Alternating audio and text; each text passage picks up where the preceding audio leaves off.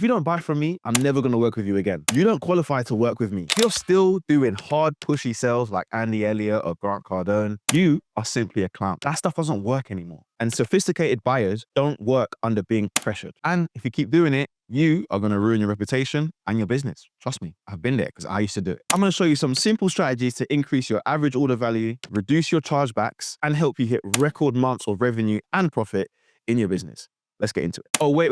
Before we get started though, quick disclaimer. For you to be good at sales, one of the biggest things you kind of need to do is avoid selling to people that do not have the financial power to afford your services. For example, if you're selling a 10K service, you can't be selling it to people that are probably under the age of 21 and don't even have jobs. So you really need to make sure that your service is priced appropriately for the target audience that you have, so that they have the spending power to purchase what you are selling. And I'll give you a live example, because we've done over £300,000 in sales over the last 2 years. And one of the biggest things that we've now recognized is that we want to sell a very high level product, and selling it to beginners is not working out because they just don't have the purchasing power to purchase what we want to sell at the price point that we want to sell it at. So to help you with your sales, you need to make sure you pre-qualify.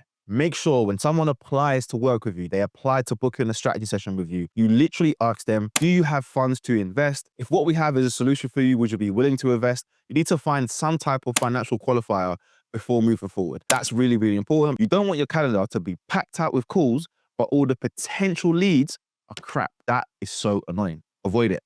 Anyway, let's get into the meat and bones of this. First things first, right? Every salesperson on the planet says build rapport. And my approach is a little bit different. I tend to not build any rapport. In fact, I usually start the call and the very first thing I do is I'll be like, hey, how's your day going? Which most people say that's building rapport. I let them ask me, yeah, and I'll be like, yeah, I'm doing good. Just trying to stay out of trouble, keep the lights on. Ha, ha, ha. Humor. I'm not building rapport, I'm being humorous. And the reason I want to be humorous is quite simple.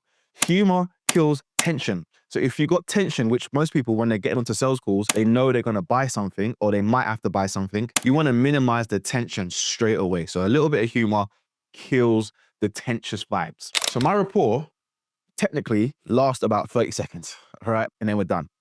First things first, I want to get into that North Star. So what most people do on sales calls is they kind of piss about for 10 minutes, asking dumb questions, and then they finally get to the point of what's your goal. You need to work this out, but you need to be very specific, because what people do is they'll give you these vague goals. I want my goals to be quantifiable.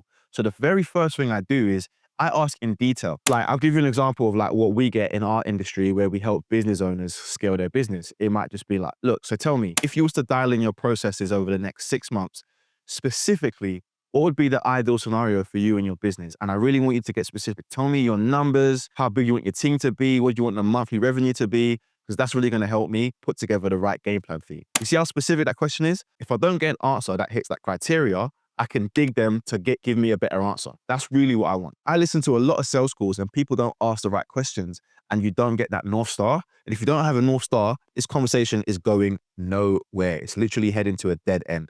So the North Star is the very, very first thing. And then we move into the third phase of this conversation, which is current scenario.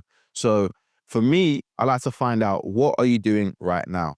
Obviously, depending on what business you have will depend on how you sell the service, but you'll be finding out what is happening in their lives right now in regards to their business. If it's B2C, it'll be personal, what you're doing. If it's B2B, like, what are you guys doing right now to fix X, Y, Z? So you want to ask that question because you need to just find out what's going on. Like, what's taking place? If you're working with someone to improve their sales, like, okay, what's your closing rate? How many calls are you getting booked per day? So on and so forth. So this is very, very important because now we know their North Star and we know where they are right now. What does that create?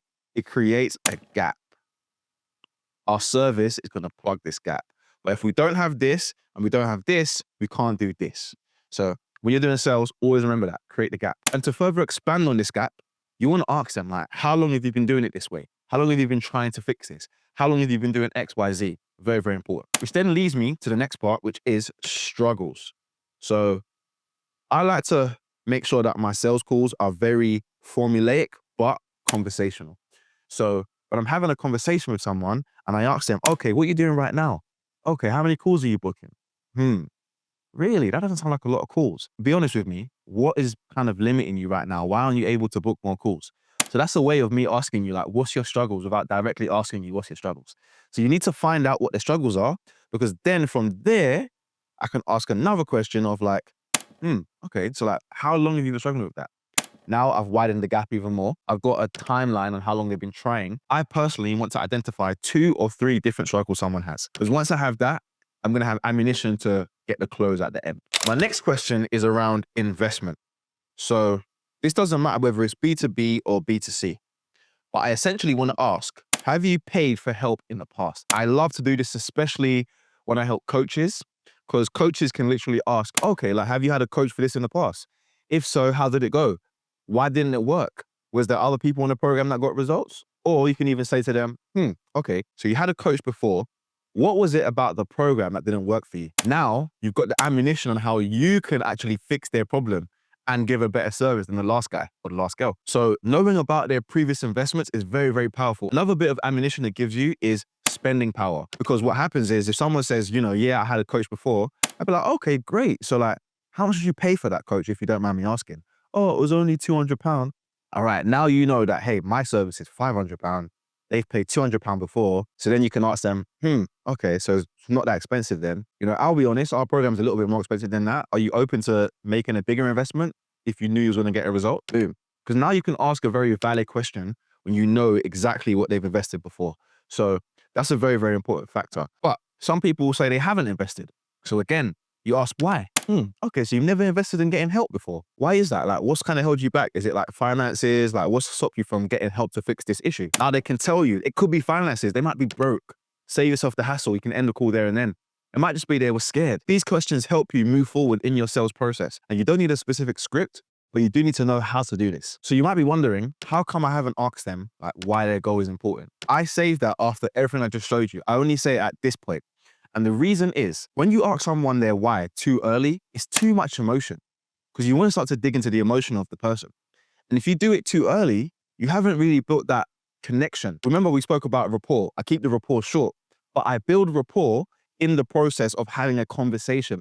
I'm not selling to be a salesman. I'm selling to have a conversation. So the rapport is being built through the conversation. And then I ask why close to the end before I pitch, because now I've created a safe space where you can open up to me. Yeah, I'm like a therapist. So now I ask, why now?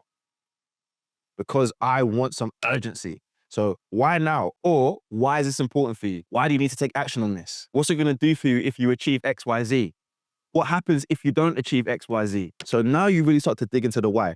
If you don't get a good enough answer, because people are going to give you surface level answers, I personally like to go about 7 layers deeper. Here's an example for fat loss. I say, oh, why now? I want to look better. Okay, I get that, but like, why do you actually want to look better? Or, I want to look better for my pictures. Okay, cool. If you look better for your pictures, like, what exactly is that doing for you though? Okay, well, I'll be able to date. Okay, so like, why is dating so important? Is it a case of like, you don't want to be alone? Like, what's happening here? Oh, it's 'cause I just had a breakup. Oh, you had a breakup. How did that affect you? Yeah, I didn't feel confident about myself. Blah, blah. You see how now we've built that bridge because we took it a few layers deep. So don't accept their surface level answer, because you never get to the truth. So always ask why, why, why. I think with B2C, you can go really deep on the why. With B2B, it's not as emotion driven because it's going to be more about the business, but there are people behind businesses. So therefore, it's still a personal reason. You want to make sure you understand the why. And after this is play sailing, which is pretty much, we want to find out what is the cost of inaction. All right. I used to have a mentor that would say on his social media, if you're not making 10K per month, it's costing you 10K per month. So what is the cost of not moving forward today? But you don't just want to outright ask, oh, what happens if you don't move forward? No. Instead, you want to let them down slowly. So here's how I do it. So sticking with the fat loss example, it might be something like this. Okay, so you tried the keto diet, you tried doing 10,000 steps every day. Like, based on where you're at right now and what you've tried, realistically, how close do you feel to achieving X, Y, Z?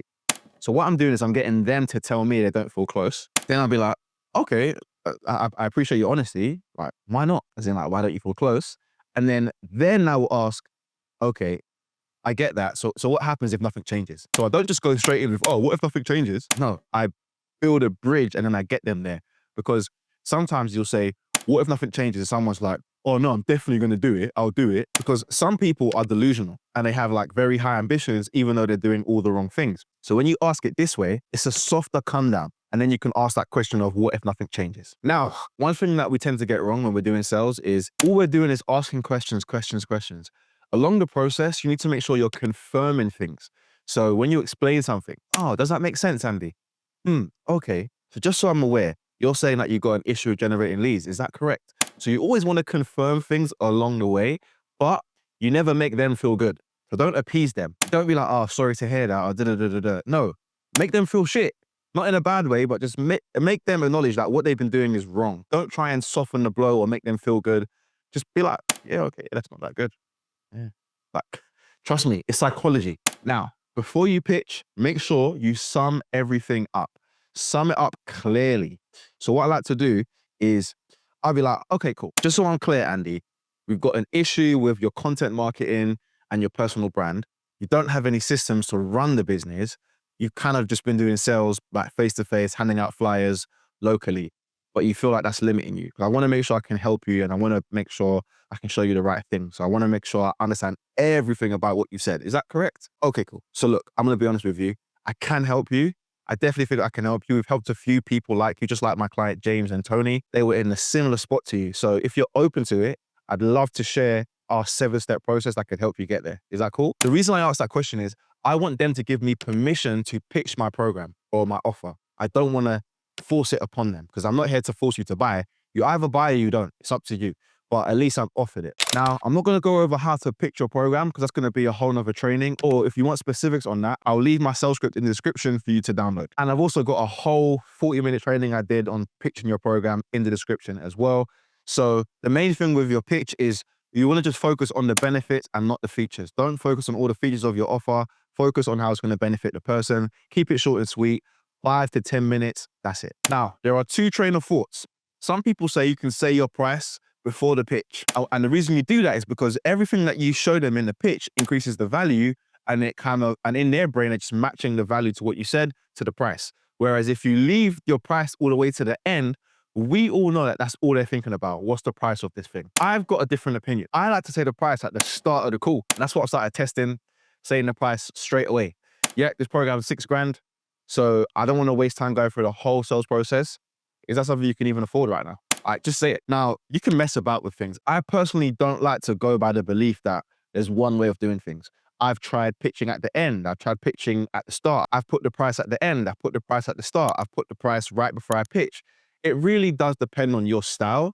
Most of the time, I've done it at the end. But I've now come to the realization that a lot of the time, it just causes more of a headache because that's all people care about. Yeah, Jav, I like your program, but it's a lot more expensive than I thought. I'm going to have to think about it. Okay, no problem, Andy. I get that. That's totally fine, man. I mean, it's a big investment and, you're investing in the growth of your business. So I get why you need to think about it. I'd have to think about it too. No problem. But before you go away and think about it, can I ask you a quick question? Is that cool? So now I've diffused it because I've let them know that it's okay. There's no pressure here. Now that we've diffused the situation, we now need to reconfirm. And this is one of the most powerful things that I have started to implement over the last year. It's helped me recover a lot of sales. So I reconfirm. I get you need to go think about it, Andy. Before I let you do that, do you actually think that what I've showed you can help you? Because it doesn't really matter whether you think about it or not, because if you don't believe in me, I can't help you anyway. So then I basically get them to say yes or no. If they believe in what I've shown them, I'll ask them one more question. Okay, great. What is it about what I've showed you that you feel like going to help you the most? And be honest with me here. They're going to be honest with me. If it's a no, then that means that I've effed up in the pitch somewhere. So that's going to be even harder to recover. But for the sake of this, let's just say they said, yeah, I think you can help me. And it's because the lead generation method that you showed me is great. You believe in us, you know it can work for you. With that being said, what is it specifically you need to think so deeply about? Is it the finances? You need to go speak to your partner, because this will help me help you. So now I've diffused it and I've reconfirmed. Now I'm okay to ask the real deep question here, whether it's money or are they scared of starting? You can ask a more pinpoint question and I give them 2 options. So like I just said, I'd be like, okay, is it the finances or are you scared? Something like that. All right. Just be direct because now you've already kind of reconfirmed and you diffused it. Now they're going to give you some answers and then you'll be like, okay, cool. So you've got 2 options here. You can either handle the objection there and then if you feel like it's possible, but I also like to book in the second call. The second call, I mark it as free on my calendar because I do not like people wasting space in my diary. So I'll be like, okay, I don't have a problem with you thinking about it. I'll be honest with you, our best clients, they take action and get results. I'm happy to book in a second call in a couple of days. I can get my calendar up right now. You get your calendar up. Let's just book it in. Before I do that as well, on this call, rather than us just wasting time, I'm actually just going to build out your whole lead generation system for you on the call. So that way we can just get rocking and rolling. Is that cool with you? So the reason I say it like that is basically I'm letting them know that I'm going to do some work before we even get on the call. I'm going to do work for them.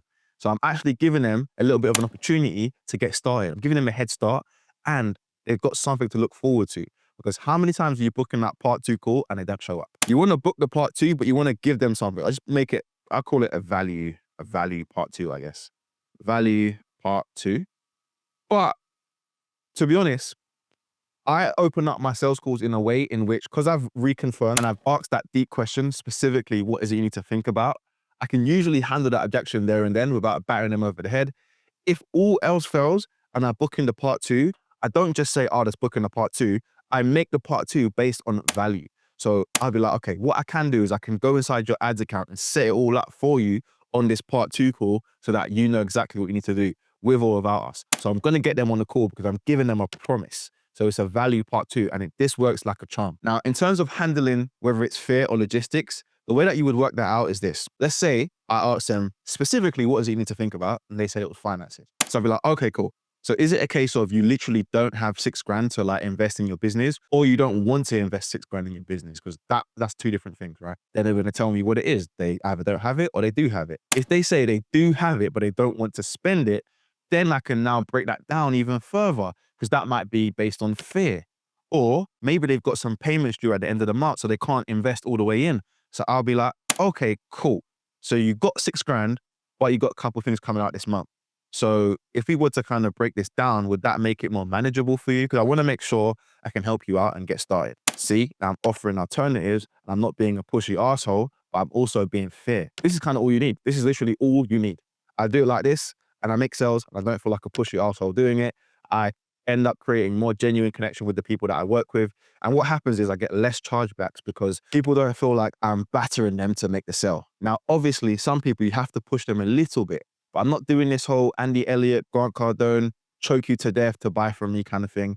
You ain't got to do that anymore. You just got to be real with the people that you're talking to on the phone. Just be real with them and they will sign up to your service.